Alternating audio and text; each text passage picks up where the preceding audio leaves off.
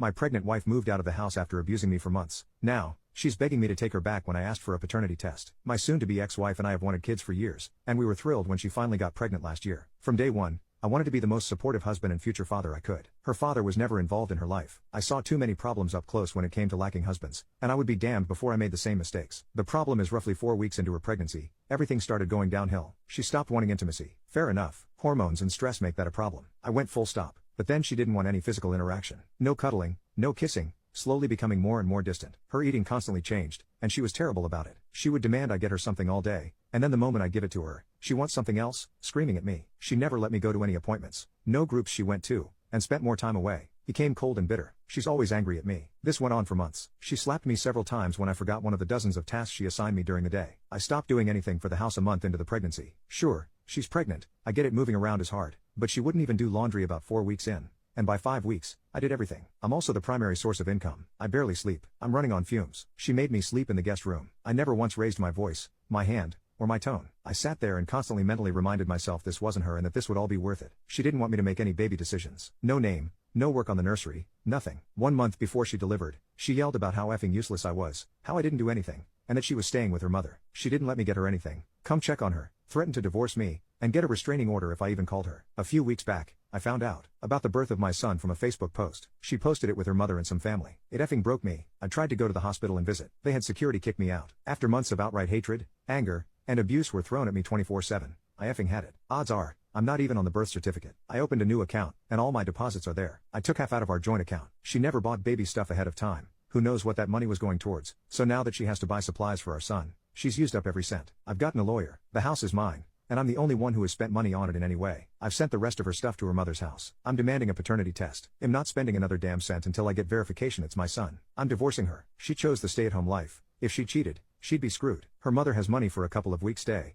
but it is not even close to enough for full-time support. If he is my son, I will get my rights as a father for a relationship. Last week, my soon-to-be ex called. She was practically hyperventilating. She wanted to come home. She was crying about how it was all a mistake. She's not staying with her mother. She's at a friend's house. She wants our son to have his father. I told her I don't effing believe he is my son. Why the F would she pull this poop if he is? Show me a paternity test, and I'll do everything I can for him. And him only. She wants to meet tomorrow at a park so I can talk to her. I said sure, so I could finally say everything I should have said months ago to her face. Update: before chatting with her, I spoke to my parents and sister about what was happening. My parents were flustered at me hiding the more unsavory details, to say the least, and are probably going to be checking up on me daily for the rest of the year to make sure I'm okay. My sister would probably have to be held back from thrashing her, so I had to get a friend to help with the chat since my sister could not contain herself. Within hours of the story going into the digital stratosphere, I called my wife back as quickly as possible to finally sit down and talk. We chose a local park this morning, and I had a friend record the conversation from beginning to end. I was ready to hear the generic affair story and get out of Dodge, but, of course, it got complicated. We met at a section with picnic tables and picked one as far away from other people as possible to avoid them getting wrapped up awkwardly. She looked terrible. Haggard was stressed and,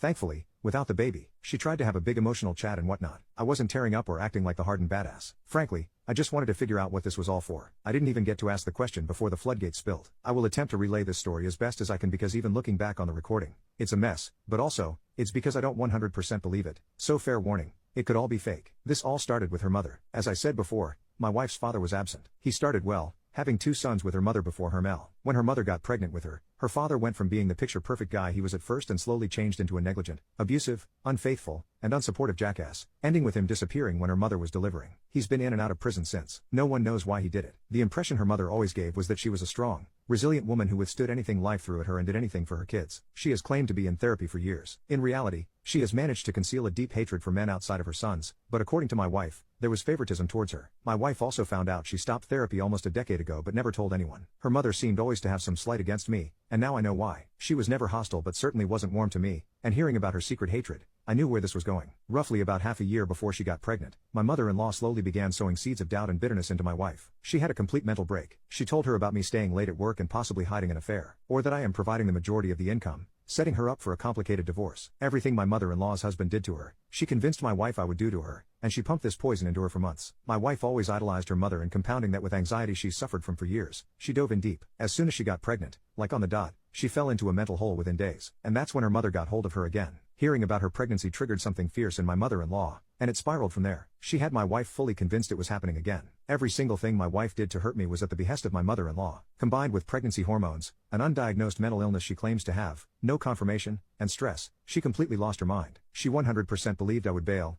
so she punished me first, culminating in her moving in with her mother and leaving me out of the birth. While I was sending the papers and starting the divorce proceedings, she kicked into full-blown postpartum depression. And when her mother finally got her, when she finally beat me, which I guess was her victory over her ex, did I mention she's effing crazy? She had no more use for my wife. The family involved in the birth included my mother-in-law's sister and my wife's brothers. While my mother-in-law and her sister knew what was happening, my bills got fed the BS narrative my mother-in-law spun. When my mother-in-law was done with her plan, the entire facade came down, and my bills found out everything upon questioning my wife. They were horrified. Postpartum, facing a very grueling divorce on her side, no longer welcome in our home, and having done everything to alienate me from my son at the behest of a broken lunatic, reality hit her like a truck. She torched her entire life because her mother is a broken shell of a human who used her to enact her sense of justice. The very mother who washed her hands of her after she got what she wanted. Or at least this is the story she gave me. Frankly, there are many holes in her story. The starting point of the pattern of abuse, the claims of who was involved in the delivery, me being absent from appointments, the friend, who she confirmed is female, she's staying with, and, of course, my alleged son's paternity. It seems way too effing crazy to be made up. Who would go to the effort to make this up by facing what she's facing? As soon as she finished, she said she was setting up a paternity test and gave me the info I needed. Luckily, it should be done in roughly a week or so once I do my part. She gave the most sincere apologies any human being has ever offered. She's begged for another chance. I was, frankly, too stunned to say anything, so she left and promised to call soon. I don't think I can give her another chance. I don't think I can ever risk anything like this again. God, I'm still hoping she's just being a cheating psycho and spinning a sympathy story to try and throw me off because this got way too complicated.